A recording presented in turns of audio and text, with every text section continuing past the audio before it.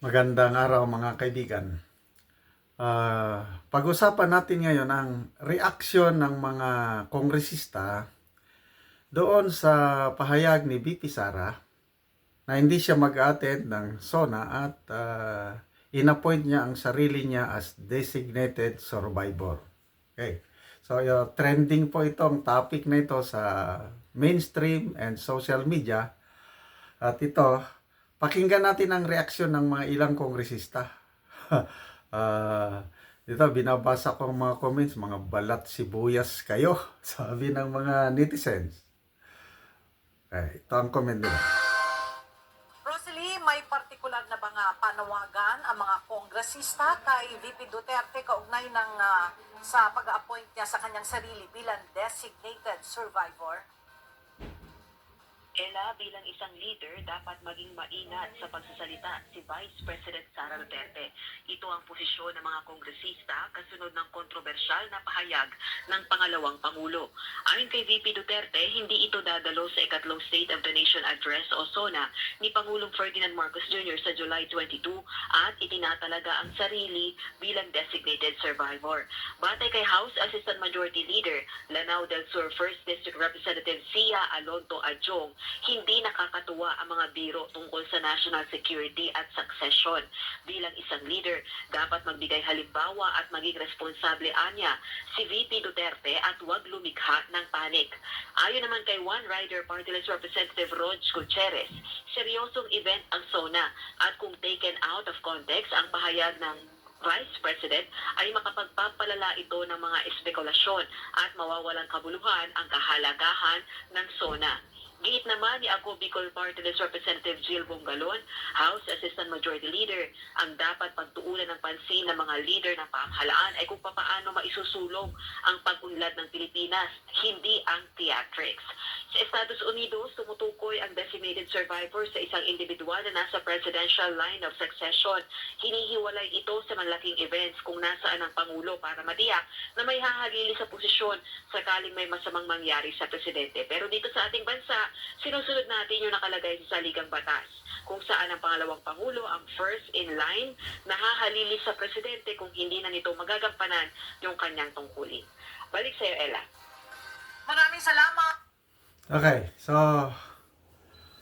anong masasabi nyo? Itong tatlong congressman na ito, Adjong, Gutierrez, and Galon. Ito, mga comments, binabasa ko mga balat sibuyas, sabi ng mga netizens. Okay, ang una ng comment dito is si BP manonood na lang ng designated survivor ng Netflix. Ako rin, i-review ko na lang kasi napanood ko na yan eh. Papanoorin ko ulit. Hindi na ako manonood ng SONA. Ito, magandang comment. Kasi sabi ng mga kongresista is, dapat ang pagtuunan daw natin pansin paano munlad ng bansa. Ang mga leader mag-set daw ng magandang halimbawa. Tingnan natin itong comment na ito. Nasasaktan ang mga korap. Hindi ko na lang banggitin ang pangalan. Nandito yung kanyang account din. Nasasaktan ang mga korap kasi laki ng budget sa pagkain palang 20 million na samantala ang daming nagugutom at mga walang bahay. Yung isang kongresista na pagtuunan ng pansin ang pag-unlad ng bansa. Sana nga. Anong ginagawa nyo sa kongreso? Sige nga. Paano mo gagastusin yung 20 million pesos in one day sa pagkain? Yan nga ang ipaliwanag nyo, mga honorable congressmen. Grabe. Hindi ko ma-imagine yung 20 million gastos sa isang araw, sa isang SONA. Malayo sila kay PRRD. Panahon ni PRRD, nung umupo siya, ang guidance niya, huwag tayong magastos. Pagkain sa Malacanang, simple lang. Pera ng taong bayan yan. Yung unang gathering niya sa Malacanang, may mga bisita, mga dignitaries, simpleng merienda lang ang ipinakain. Dapat ganun ang leader. Yung may, anong tawag doon? Makarelate sa maraming naghihirap. Itong mga leaders natin ngayon sa Kongreso, itong Pangulo, siya ang magsusuna eh. Kung makarelate ba siya sa kahirapan ng taong bayan, bakit alam kaya ng Pangulo na 20 million pesos ang budget? Sobrang-sobra na yan, 20 million na yan. Maawa naman kayo sa mga kawawang Pilipino. Sobra talaga. O, sabihin nyo na pag-unlad ng bayan ang sikasuhin. Next, another one, nasasaktan din pala kayo. Ano ba? Wow, todo sip-sip. Itong mga congressman na ito, wala naman masama sa sinabi ni BP Sara. Joke nga lang yun eh. Natatakot ito pag ito ang pinagplano. Tama lang na hindi siya umaten.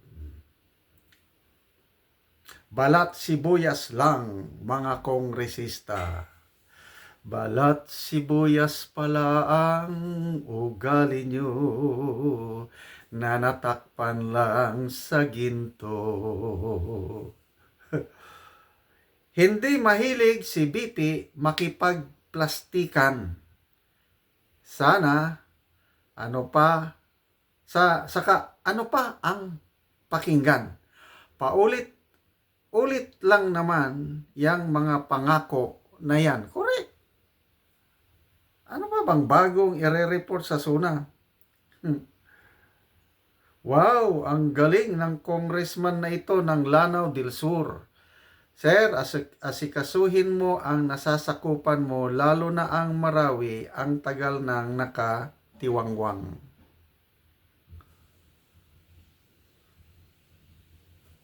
Okay, so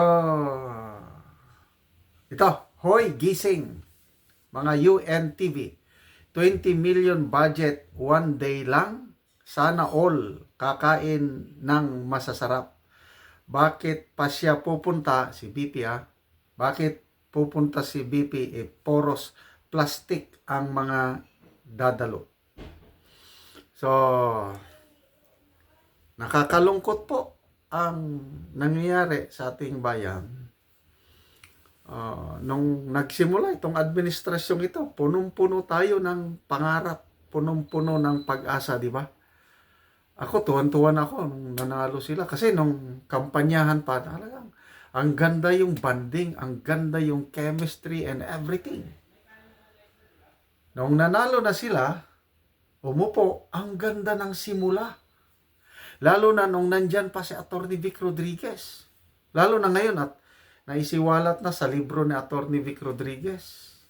Sinasabi ni Atty. Vic na itong presidente natin, gusto niya talaga to serve the Filipino people. Good governance ang gusto ng presidente. Good governance ang gusto ni Atty. Vic. Kaya nag-team up sila for good governance. So, sinimulang buuin yung team good governance. Mamaya may nakialam. Sino yung nakialam? Lam nyo na, lam. Hindi nakapagtagal si Atty. Vic dahil ang gusto nilang i-appoint yung mga pinagkautangan sa election siguro. Ayaw ng good governance, kaya umalis si Atty. Vic. Ito na ngayon. Ano nang nangyari? Bungkag lapinig. Wala na yung unity. Sayang. Sayang. Bakit tayo nagkaganito? Kanta-kanta lang natin. So, for the first time, di na mag-ate ng BP Sara. So, ano na lang tayo, mag-agwanta. Magtiis na lang hanggang 2028 na poros pangako. Magtiis na lang tayo sa laon rice na ibebenta ng 29 pesos per kilo. Magtiis na lang po tayo. Anyway, hindi tayo nakinig kay Tatay Digong eh. Ano sabi niya? Weak leader yan. Hindi tayo nakinig. Nabudol tayo. This is kung ano ang itinanim, yan ang anihin. So nagtanim tayo ng pagtitiwala. Anong naani natin? Nako, ito na. Nagkadipo-dipo na ang ating good luck sa ating VP Sara sa kanyang panonood sa Designated Survivor Netflix series during SONA.